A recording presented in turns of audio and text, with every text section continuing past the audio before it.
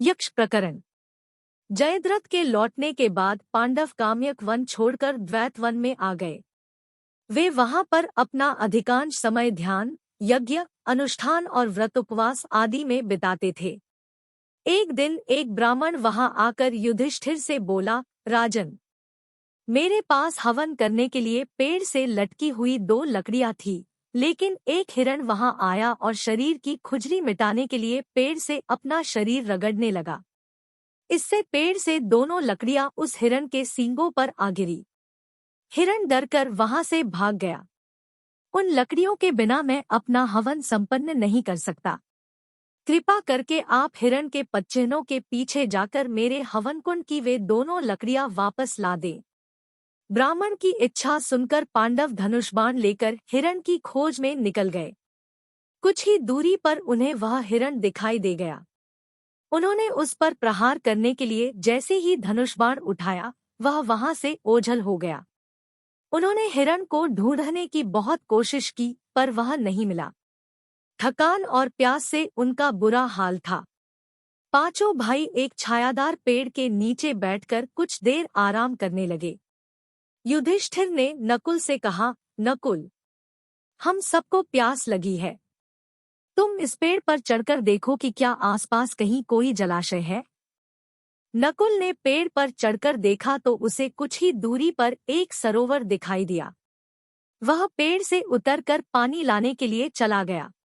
सरोवर के समीप जाकर उसने सोचा कि पहले मैं स्वयं पानी पी लूं, फिर अपने भाइयों के लिए जल ले जाऊंगा। जैसे ही नकुल ने अंजलि में भरकर पानी पीना चाहा, एक आवाज आई, ठहरो, यह सरोवर मेरा है, इसलिए यदि तुम इसका पानी पीना चाहते हो तो पहले मेरे प्रश्नों के उत्तर दो। नकुल प्यास से व्याकुल था, इसलिए उसने इस अदृश्य आवाज पर ध्यान नहीं दिया और पानी पीने के लिए झुका।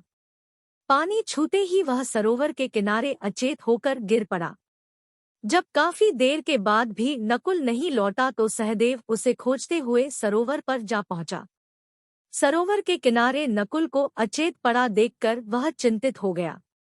उसने सोचा, मैं अभी सरोवर से जल लाकर इनके मुंह पर डालकर इन्हें स्वस्थ कर दूंगा। यह सोचकर उसने सरोवर का जल जैसे ही अंजलि में भरा तो वह स्वर फिर सुनाई दिया, ठहरो, पहले मेरे प्रश्नों के उत्तर दो, उसके बाद ही इस जल को स्पर्श करना, अन्यथा तुम्हारा हाल भी तुम्हारे भाई जैसा ही होगा। सहदेव ने भी आवाज को अनसुना कर जैसे ही जल पीना चाहा, वह भी बेहोश होकर अपने भाई के समीप गिर गया। तीनों पांडवों ने कुछ देर तक सहदेव के लौटने की प्रतीक्षा की, पर जब वह भी नहीं लौटा तो युधिष्ठिर ने अर्जुन से कहा, जाकर देखो कि नकुल और सहदेव कहाँ रह गए हैं, उन्हें ढूंढ कर लाओ। अर्जुन उसी दिशा में चल दिए जिस ओर नकुल और सहदेव गए थे। वहां जाकर उन्होंने दोनों भाइयों को अचेत पड़े देखा तो वे गुस्से से बोले, कौन है जिसने मेरे भाइयों पर हाथ उठाने की हिम्मत की है? यदि भुजाओं में शक्ति है तो मेरे सामने आओ। अर्जुन को कहीं से कोई उत्तर नहीं मिला। उन्होंने सोचा, शायद वह व्यक्ति डरकर भाग गया है। चलो, मैं इन्हें पानी पिलाकर सचेत कर देता हूँ। यह सोचकर जैसे ही अर्जुन ने पानी की ओर हाथ बढ़ाया, दोबारा वही स्वर सुनाई दिया, यह सरोवर मेरा है, इसलिए यदि तुम्हें जल ग्रहण करना है तो पहले मेरे प्रश्नों के उत्तर दो। अर्जुन ने भी आवाज पर ध्यान नहीं दिया और जल पीने के प्रयास में वे भी अचेत हो गए। इसके बाद भीम की भी वही दशा हुई जो उनके तीनों अनुजों की हुई थी। अंत में अपने भाइयों को ढूंढते हुए युधिष्ठिर सरोवर पर जा पहुंचे। वे अपने चारों भाइयों को सरोवर के तट पर बेहोश पड़ा देखकर हैरान रह गए। युधिष्ठिर ने सोचा कि सबसे पहले मैं पानी पीकर अपनी प्यास बुझाता हूँ, उसके बाद देखता हूँ वे कौन है जिसने मेरे भाइयों की यह दशा की है। यह सोचकर वे सरोवर पर गए और जैसे ही पानी पीने को हुए, उन्हें भी वही स्वर सुनाई दिया, यह सरोवर मेरा है, इसलिए पानी पीने से पहले तुम्हें मेरे प्रश्नों के उत्तर देने होंगे।